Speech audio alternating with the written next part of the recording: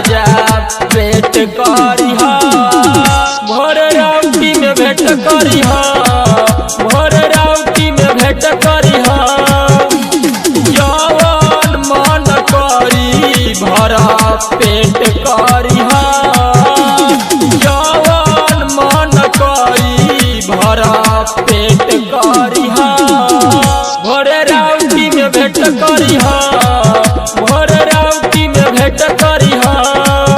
भोर राउटी में भेंट करी हा भोर राउटी में भेंट करी हा डीजे राम परदेश भोर राउटी में भेंट करी हा गोपालगंज डीजे राम परदेश भोर राउटी में भेंट करी हा अभी ये राजा जानी करी बड़ियारी देखी समय में भीड़ बावे भारी अभी ये राजा जानी करी बड़ियारी देखी समय में भीड़ बावे भारी 4 बजे अइहा जानी लेट करी हा 4 बजे अइहा जानी लेट करी हा भोर राउटी में भेंट करी हा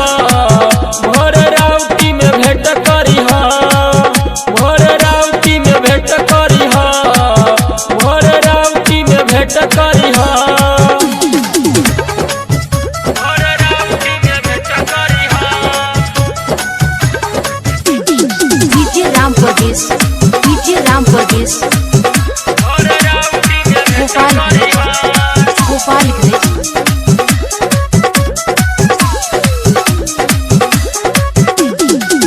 कौन काम जनी होई न पूरा सपना देखता रही अधूरा कौन काम जनी होई न पूरा सपना देखता रही अधूरा सागर पुजारी के संगे सेट करी हा सागर पुजारी के संगे सेट करी हा भोर राउटी में भेंट करी हा